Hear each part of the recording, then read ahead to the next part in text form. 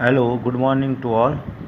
Last session में हमने generation of computer में first generation and second generation के बारे में पढ़ा था।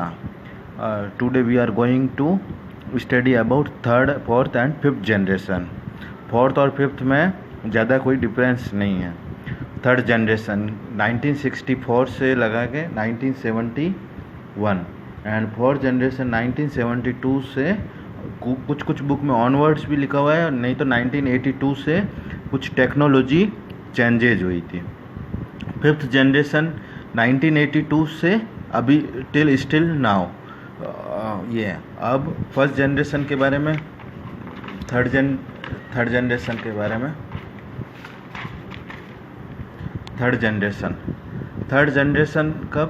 1964 टू 1971 के मिडल में थर्ड जनरेशन हुआ था। उस समय टेक्नोलॉजी भी बहुत बूम कर रही थी। कैरेक्टरिस्टिक्स ऑफ थर्ड जनरेशन में क्या हुआ था?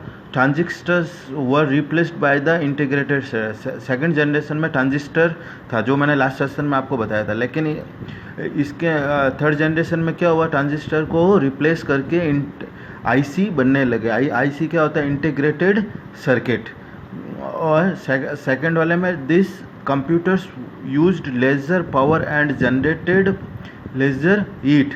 इसका मतलब है इस जनरेशन में जो भी कंप्यूटर हुए थे उसमें वो जो पावर, इलेक्ट्रिसिटी जो पावर था वो कंपेयर सेकंड जनरेशन से थोड़ा कम था, और उसकी जो हीट करने की क्षमता थी वो भी कंपेयर उससे कम थी सेकंड जनरेशन से। एंड थर्ड वन जो सबको पता है, operating system and other application software were introduce. उस समय operating system and other application software क्या हुए थे? यूज होने स्टार्ट हो गए थे। जैसे कि एग्जांपल के तौर में मैं आपको बताऊं, बेसिक लैंग्वेजेज। अब मैं कुछ आपको इसमें डायग्राम बता रहा हूं, आप इसके डायग्राम देखिए।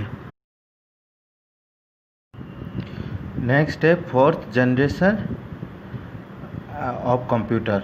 कैरेक्टरिस्टिक्स ये 1972 से लगा के कुछ बुक में प्रेजेंट भी दिया हुआ है, लेकिन 1982 या 86 भी इसको मानते हैं।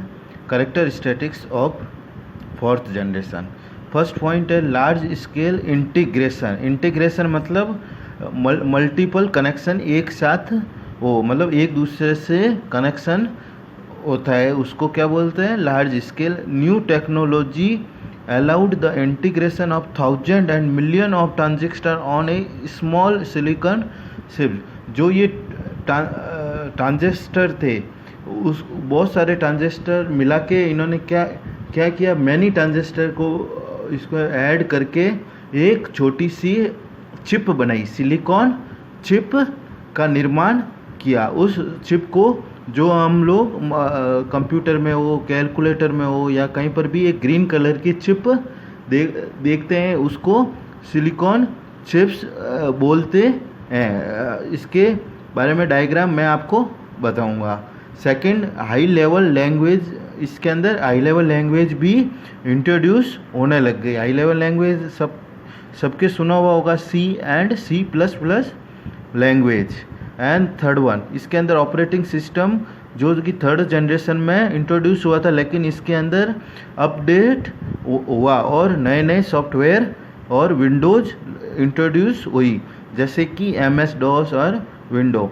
अब डायग्राम के लिए आप फोर्थ जनरेशन का देखिए, और थर्ड एंड फोर्थ जनरेशन के कंप्यूटर में के डायग्राम में आप इसका कंपैरिजन भी देख सकते हैं।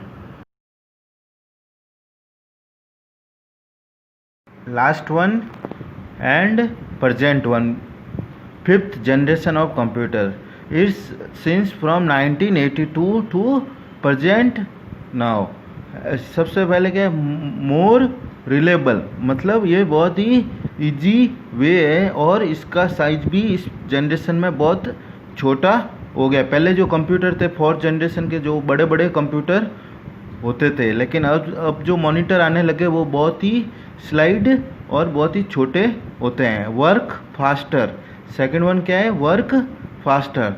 Third one, solve highly complex problem, और जैसे भी कोई भी जटिल प्रॉब्लम्स होती है, ये कंप्यूटर फिफ्थ जनरेशन कर लेते हैं।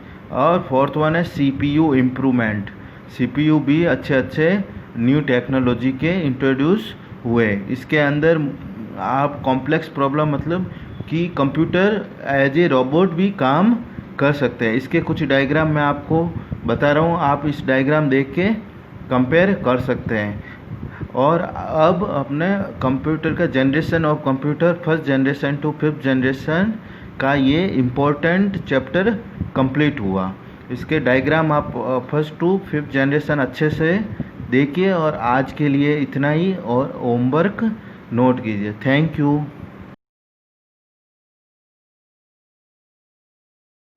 Homework for class 6 to 8। First question, right about third and fourth generation of computer. Third and fourth generation के बारे में आपको उसके कैरेक्टरिस्टिक्स देखने हैं, जो कि अभी मैंने बताए हैं। Second one, right any two characteristics of fifth generation of computer, जो आप डायग्राम में भी देख सकते हैं और अभी मैंने जस्ट बताया। आज के लिए इतना ही होमवर्क। Thank you.